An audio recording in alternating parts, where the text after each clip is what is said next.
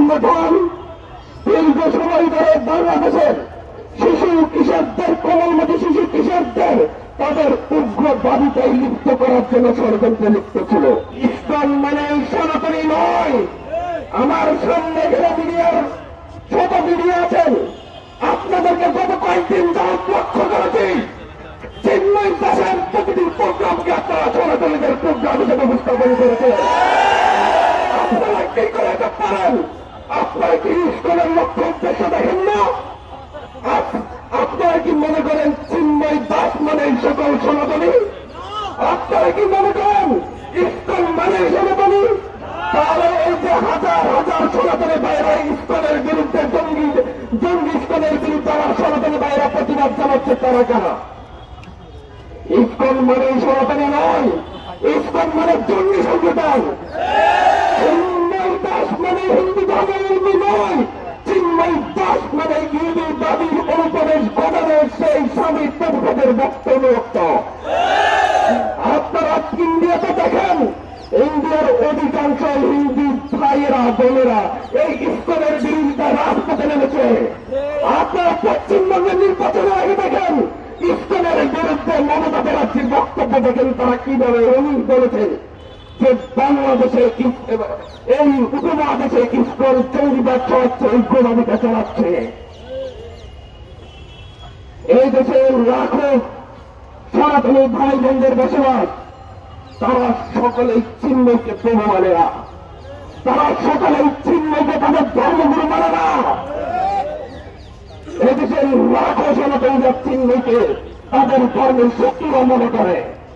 আপনারা তো আমি দেখি নাই হেফাজতের আন্দোলনের সময় করেছেন মুসলিমদের আন্দোলন, তারাই করেছেন হেফাজতের আন্দোলন। আমি তো দেখি নাই আল্লামা সাঈদীকে অ্যারেস্ট করার পরে আপনারা বলেছেন যে মুসলিম নেতাকে অ্যারেস্ট করা হয়েছে, চাউনি ছিল। তাহলে এখন কেন চিন্ময় দাসের ক্ষেত্রে সনাতনী নেতাকে অ্যারেস্ট করা হয়েছে বলে প্রচার করবে? বাংলাদেশের মাটিতে বসে দিল্লির এজেন্ডা বাস্তবায়ন করতে দেওয়া হবে না। আপনাদেরকে আমি আজকে এখান থেকে বলতে চাচ্ছি, গতকালকে আমি একটি বক্তব্যে বলে এসেছি, চিন্ময় দাস কিংবা ইসলামকে প্রধানমন্ত্রী সনাতনী হিসেবে প্রচার করার কারণেই মূলত আজকে এটা এতদূর এসেছে। চিন্ময় দাস একটি গোষ্ঠী, বাংলাদেশের জামাত ইসলাম যেমন একটি ধর্মীয় সংগঠন, বাংলাদেশে আপাতত ইসলাম যেমন একটি ধর্মীয় সংগঠন, বাংলাদেশের খেলাফত মজলিস যেমন একটি ধর্মীয় সংগঠন, চিন্ময়ের সেই হিন্দু জননী মঞ্চ একটিমাত্র ধর্মীয় সংগঠন, এটা সকল হিন্দুদের প্রতিনিধিত্ব করে না। এই জঙ্গিবাদী এই সংগঠন দীর্ঘ সময় ধরে বাংলাদেশের শিশু কিশোরদের, কোমলমতি শিশু কিশোরদের তাদের উগ্রবাদিতায় লিপ্ত করার জন্য ষড়যন্ত্রে লিপ্ত ছিল। তারা শুধুমাত্র এদেশের মুসলিমদের উপর আঘাত করেনি, তারা দীর্ঘ সময় ধরে এদেশের আবহমান ধরে চলে আসা বিভিন্ন সনাতনী ধর্মের মন্দিরগুলোতে হামলা করেছে।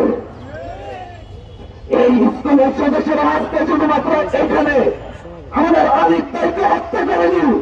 আপনারা ভুলে যাবেন না, পাহাড়ি অঞ্চলের মুসলিম একজন ইমামকে হত্যা করেছিল। ইতিহাস দেখে দেখে কেন এই জঙ্গিবাদী ইসলামের বিরুদ্ধে ইসলামকে নিয়ে কেন নিউজ কভারেজ হয় না? কেন তাদের লক্ষ্য উদ্দেশ্য ধরে ধরে কেন নিউজ কভারেজ হয় না? কেন একটি টেলিভিশন বলবে প্রশাসন ছাড়াই তাদের মতো উল্লেখ করে বসে হচ্ছে আলিফকে হত্যা করেছে মুসলিম আইনজীবীরা, হিন্দু মিলে হত্যা করেছে, এই কথা কিভাবে আসবে? এটা উদ্দেশ্য প্রণোদিত ভাবে হয়েছে। আজও বলতে চাচ্ছে বিভিন্ন মিডিয়া পরিচালনা পর্ষদে কামরুল ইসলামের ভাই বসে আছে, এদিকে কামরুল ইসলামের 5 আগস্ট পর্যন্ত আমরা রক্ত নিয়ে দিই নাই। আমার ভাই রক্ত দিয়েছে সেই দিল্লির এজেন্ডা বাস্তবায়নের জন্য নয়।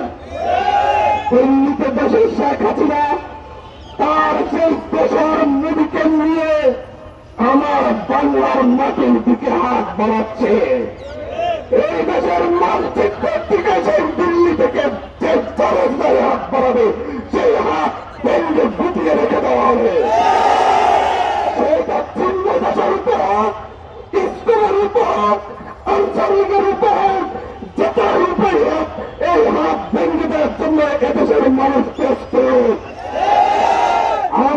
জীবন দিতে শিখেছি, আমরা অলরেডি শহীদ হয়ে গিয়েছি, আমাদের মৃত্যুর আর কোনো ভয় নেই। আমাদেরকে আরেকবার মৃত্যু বাধ্য করবেন না। আমাদের আরেকটা দলের বাবা যে ধৈর্যের পরিচয় দিয়েছেন, এটাকে আপনারা দুর্বলতা ভাববেন না, এটা আমাদের প্রস্তুতি মাত্র। সেই পশ্চিমবঙ্গে বসে নিজের রাজ্যে গোহারা হয়ে শুভেন্দু অধিকারী নাকি আমার দেশের সীমানার অপরাধের ঘোষণা দেয়। শুভেন্দু অধিকারী বাড়ি অপেক্ষার জন্য সেই কলকাতার ভাই বোনের অপেক্ষা করছে। বাংলাদেশের এই দেশের জনগণ এখন আর 5ই আগস্টের পূর্ববর্তী জনগণ নেই। 5ই আগস্টের পরিবর্তনের পরে এখন আর এই বাংলাদেশের দিল্লির দালাল আর ইতিবাসগুলা নেই। প্রত্যেকটা কলকাতায় পালিয়ে গিয়েছে, দিল্লিতে পালিয়ে গিয়েছে। বাংলায় যারা আছে সবাই দেশপ্রেমিক।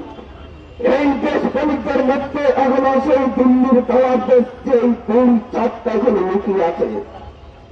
তাদের বিরুদ্ধে দেশের সকল ছাত্র সংগঠন একসাথে গত 5 দিন চিরতলাঞ্চ ঘোষণা করেছে।